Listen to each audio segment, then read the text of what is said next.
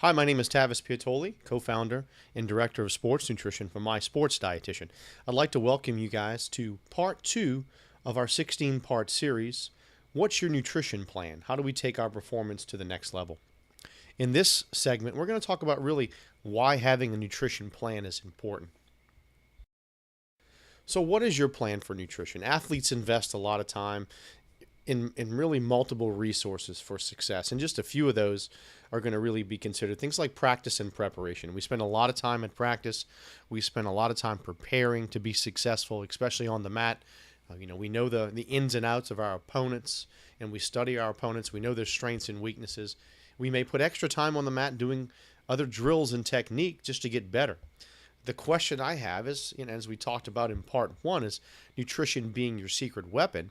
How much time do your athletes spend thinking about how to properly fuel their body to compete and perform? You can do all of those things really well. You can practice and train well. You can study the opponent. You can have all the skills, but if you're not well fueled going into that meet or that match, then that could really be the game changer. Where I've seen some athletes, and especially some wrestlers particularly, be a high seed or a higher seed than their opponent and lose because of their fueling strategies. Just a few unique challenges when it comes to nutrition for wrestlers. Typically at the high school level, and this is probably not much different at the collegiate level, 30% of young athletes do not eat breakfast. We'll go into that really specifically when we get into things like breakfast. But really why this is important is, you're waking up in the morning, you have not had food in maybe 8, 10, 12, 14 hours. And in some cases, a high school athlete's going to go to class, a college athlete may go to practice or class. Their brain does not have that fuel, but it's going to increase their chances of eating more later in the day. So there'll be some imbalances in calorie intake as well as energy balance. Especially at the high school level, a lot of kids eat the alternative lunch instead of eating a regular hot meal. So this means some type of fried food, maybe it's pizza. It's around 650 to 700 calories. And for some athletes, that's not going to be enough, especially your 180 plus wrestlers that are looking to maybe either hold on to their weight or maybe even in some cases your heavyweight wrestlers that may be trying to gain weight. So this is just not enough fuel.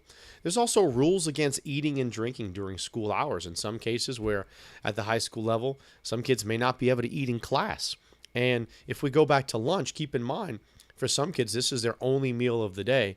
They're on campus, if you look at practice included, maybe 11 or 12 hours that day, and their only meal and fuel for that day was their lunch. And that's just not going to be enough, which is why a lot of young athletes backload their calories later in the day.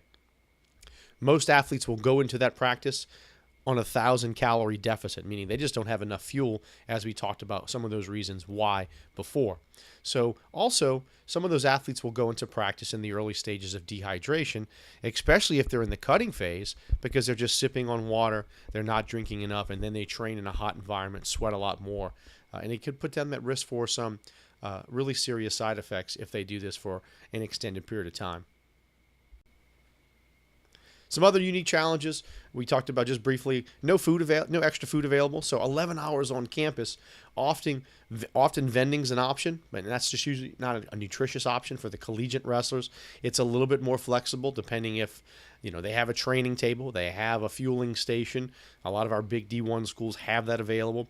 But when we're looking at the high school wrestler, if they're not bringing food to school, if they're not bringing healthy snacks to school, then it's going to be a real big challenge when they go into that practice because they're going to be completely underfueled and will not be maximizing their chances of practicing at a level where they could be if they were well fueled. I typically recommend, athletes go into practice on their third or fourth meal. They should have eaten at least 3 or 4 times before they get to practice. That way their gas tank's full. It's common for athletes to lose weight during a season. And, in football and certain sports, it's 6 to 8. In wrestling, it's a completely different animal because, you have to make weight for a meet. I've seen athletes try to lose 10 pounds in a week. Obviously, that's not a smart thing to do, and it's not a safe thing to do. And it really puts them at a disadvantage. But in some cases, with fluid fluctuations, it's easy to see a lot of weight change in a short period of time. 35% report taking supplements to fix the problem of underfueling. So when we're not eating enough or not reaching our goals, a lot of our younger athletes are looking for answers in the supplement store. We're going to have a whole section specifically on supplements and supplement safety to talk about how to know if the products you're taking are third-party tested. That's extremely important for the collegiate athlete that gets randomly drug tested for banned substances. So, we can keep you clean and in the game so you don't test positive, which is pretty common, a lot more common than people think in collegiate athletics. And also calories after practice can be heavy in fluid consumption to make up for that calorie deficiency. Finally, some other unique challenges, just, for the high school and college athlete, probably more stressful for the high school athlete, is just limited time between class to eat. You might have a 3 or 5 minute window. If you're extremely hungry, it's like, well, I can't really chew and eat a lot of things in between that window. So sometimes I would recommend maybe it's some type of ready to drink shake, a handful of nuts and fruit. Maybe it's blueberries and cashews or walnuts. Maybe it's a nutrition bar. Maybe it's a peanut butter and honey sandwich, something that's easily, hopefully digested, we can chew on it and get down. And there's a lot of options we can discuss later on in some of the sections we'll go through. Class workload may limit proper meal timing. So especially college students, I've worked with a lot of collegiate athletes over the last 15 years. If they have back-to-back classes for 3 hours and then they have to go straight to practice, there may be a limited time to fuel in between. And that could pose a problem if we do this on an extended period of time. So all of these unique nutrition challenges that we face, are leading to fatigue, are causing calorie deficiency, which those cause body weight imbalance, and it doesn't allow us to maximize our performance because we're not fueling our body correctly. Some other things that influence what athletes eat, really, it's number one is the habit. Our clock tells us when to eat. So if a kid is not eating breakfast or an athlete's not eating breakfast, one of the things I ask them is, well, when's the last time you've eaten breakfast on a regular basis? And they may say a year. Well, our body's pretty smart. We can train our body to know what's going on. So if you don't eat breakfast every day, then it could be posing a problem to where your body's not going to let you know you're hungry. So how do we fix that? We just get in the habit of doing that. It could be money, economics. Maybe we have lazy athletes that just don't care and they're not going to do that. Maybe it's ethnic background, maybe the demographics of the family, social, emotional. So there's sometimes stress. Obviously, stress with school and other things in life leads us to eat. Maybe there's a physical thing that we may have an allergy or we may have a medical condition to where we have food limitations or things that we cannot have in our diet. Sometimes rewarding is sometimes a way for athletes to make food choices if there's some type of reward or incentive. And then, of course, scholarships. If a college athlete's on a scholarship, they may have certain perks non-scholarship athletes have, such as maybe access to a certain number of meals per day, which is critical because if an athlete is on their own for meals and they have to cook their own meals, that poses a big challenge for that specific individual.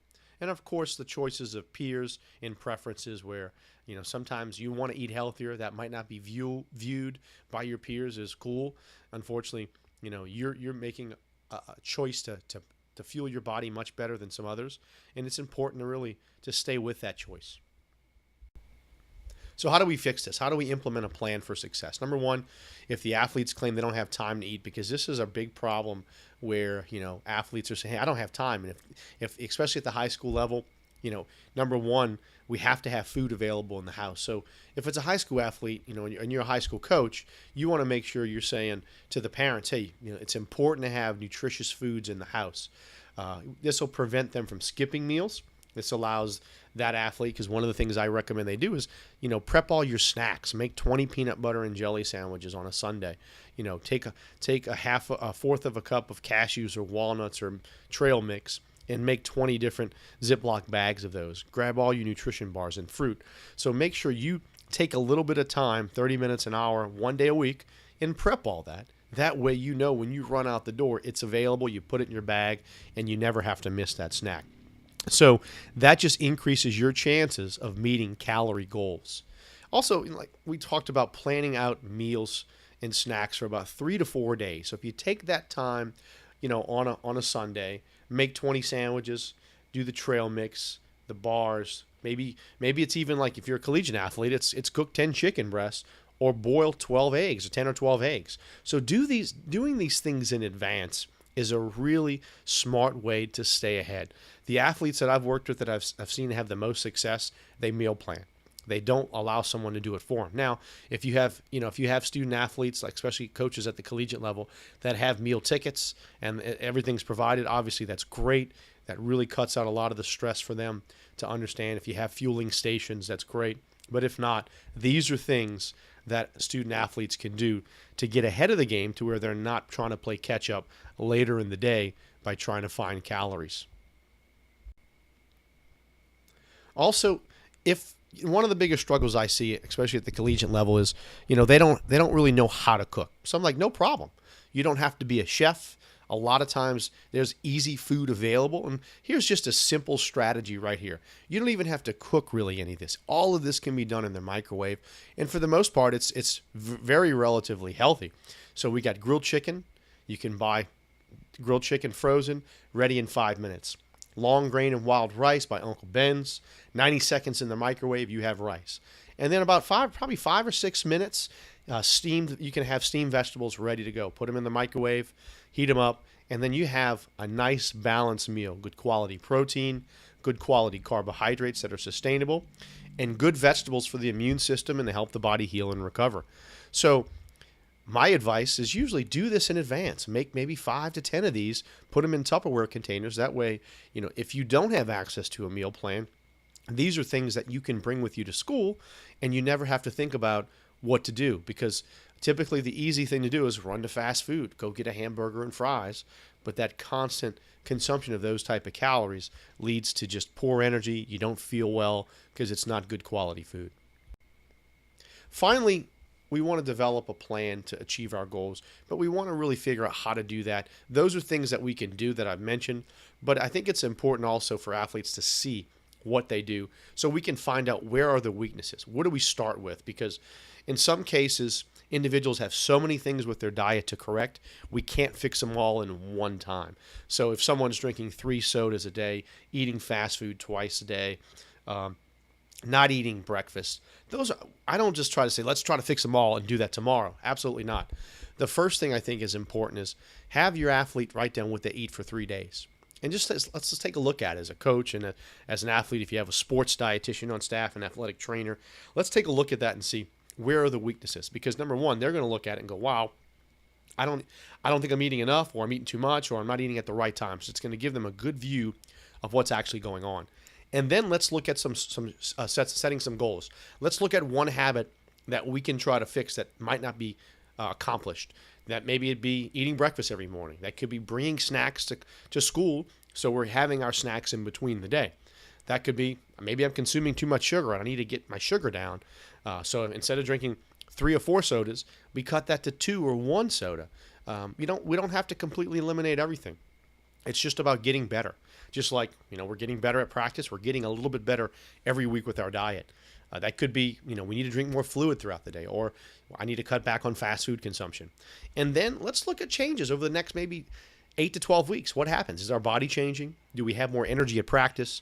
Are we recovering faster at practice? And all of those things are so important. So guys, if you have any questions at all, you can always reach out. I hope you guys enjoyed section 2 on nutrition, having a plan. The best way to reach me is by email, as you can see, tpiatoli@mysportsd.com. Topic 3, you're probably going to love. Effective strategies to cut weight safely. This is a very critical topic. We're really leaning on Clint Wattenberg, the expert sports dietitian. He wrote an excellent book called Performance Nutrition for Wrestlers, a practical handbook to master the sports complex nutrition puzzle. Clint was an All-American wrestler at Cornell when he was in college. So you can look at that at mywrestlingnutrition.com, and also check out our website at mysportsdconnect.com. If you've seen section 1 on why nutrition is important, you'll see that I talked about a lot of the things that we have available from podcasts and other things that you guys have access to for education resources for coaches. So hope you enjoyed this. Look forward to seeing you in topic 2.